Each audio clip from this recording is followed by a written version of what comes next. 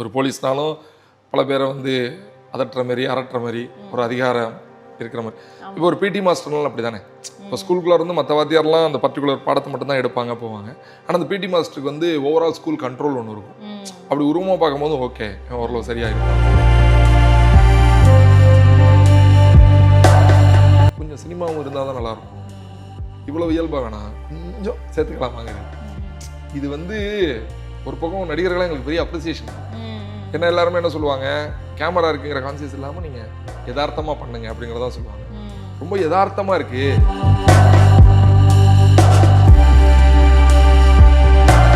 மாரி சார் வந்து எடுக்கிற படத்தை பற்றி ஒவ்வொரு கிரிட்டிசிசம் வந்துட்டே தான் இருக்கு. எப்பயுமே இதே மாதிரி ஒரு இதாகவே எடுத்துகிட்டு வராரு, சாதி இதை தூண்டுற மாதிரி அப்படி இப்படின்னு நிறைய ஒரு சைடு வந்து தப்பாக தான் பேசிட்டு வராங்க.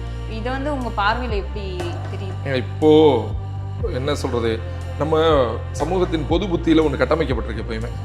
என்னென்னா, ரொம்ப கருப்பாக இருக்கீங்க, இல்லை பார்க்க உடையாக ரொம்ப எளிமையாக சாதாரணமான உடையில் இருக்கீங்க, இல்லை உங்களோட பேச்சில் வந்து ஆங்கில கலப்பு இல்லாமல் இன்னும் ஊர்க்காரனை தான் பேசுகிறீங்க, இப்படிலாம் இருந்தால் அவன் ஒன்றும் ஏழை.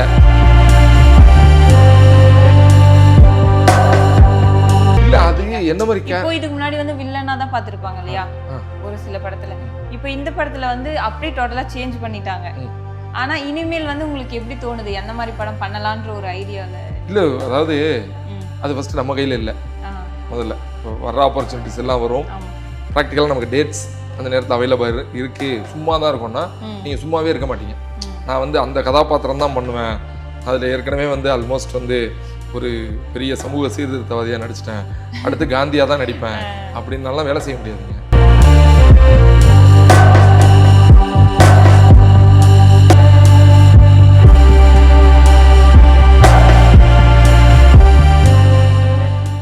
தங்கம் டிவி நேயர்களுக்கு வணக்கம். இன்னைக்கு நம்ம கூட யார் இருக்காங்க அப்படின்னு பார்த்தீங்கன்னா, பைசன் படத்தில் ரொம்பவே நல்ல கேரக்டரில் நடித்து எல்லாரும் மனசுலையுமே இடம் பிடிச்சிருக்க நம்ம பிடி சார் தான் வந்திருக்காரு. வணக்கம் சார். சார், நீங்கள் வந்து ஒரு நல்ல படத்தில் சூப்பரான ஒரு கேரக்டரில் வந்து நடித்து எல்லார் மனசுலையுமே இடம் பிடிச்சிருக்கீங்கன்னு தான் சொல்லணும்.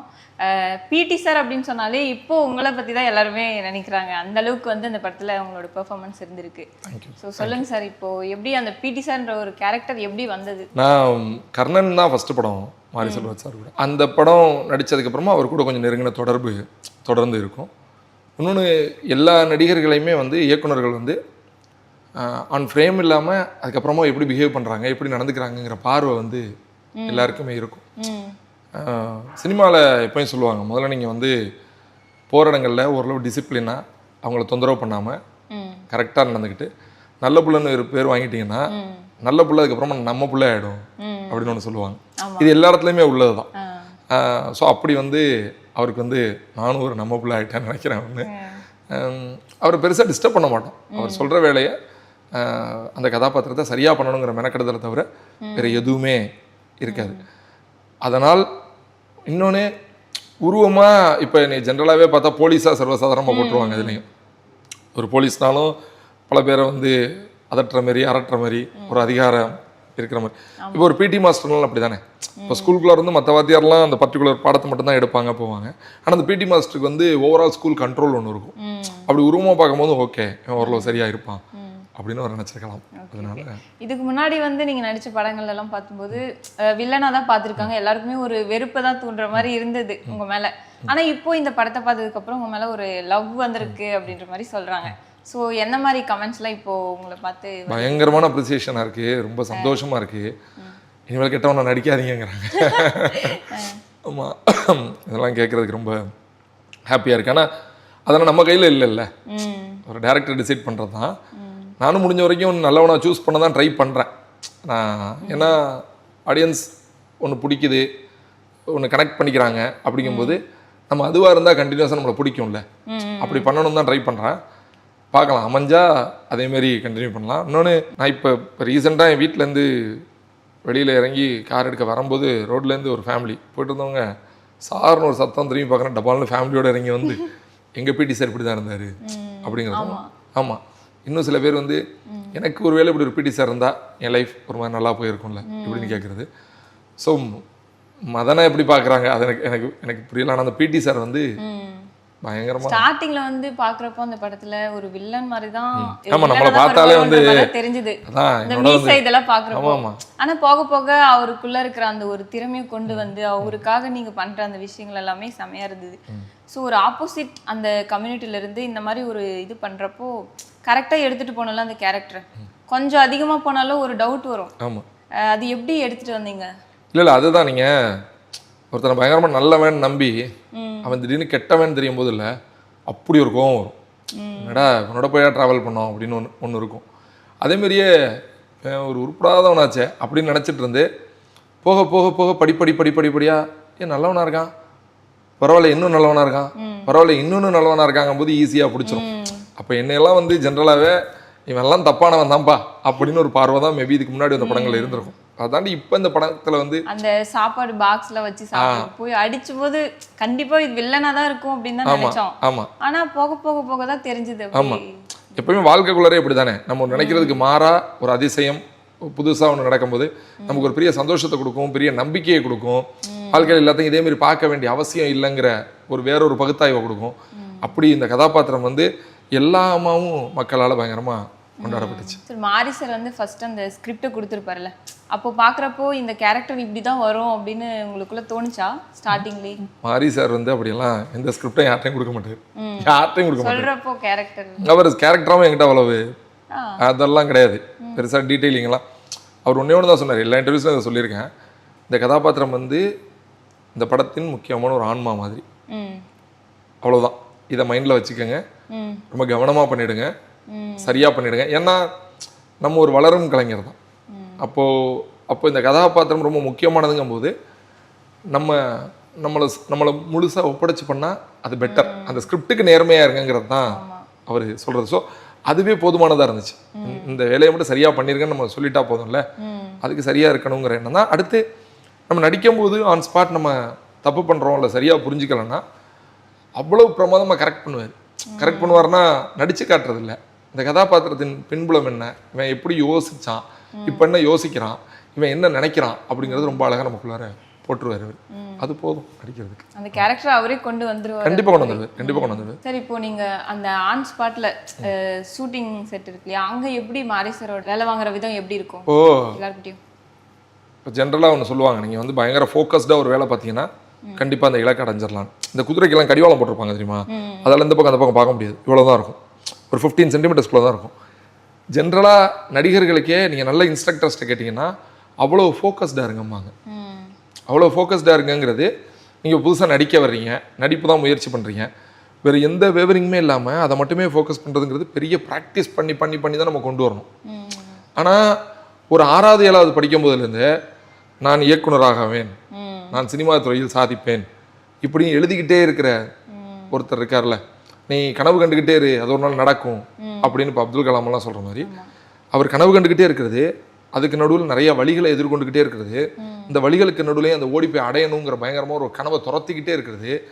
இது ஒரு நாள் நம்ம கைவசப்படும் போது இல்லை நம்ம எப்படி வேலை செய்வோம், நமக்கு நமக்கு வேறு டைவர்ஷனே இருக்காது. 100% அதுக்குள்ள வேலை செய்யணுங்கிறது மட்டும்தான் இருக்கும், ஃபோக்கஸ் இருக்கும், அது டிஃபால்ட்டாகவே நடந்துடும்.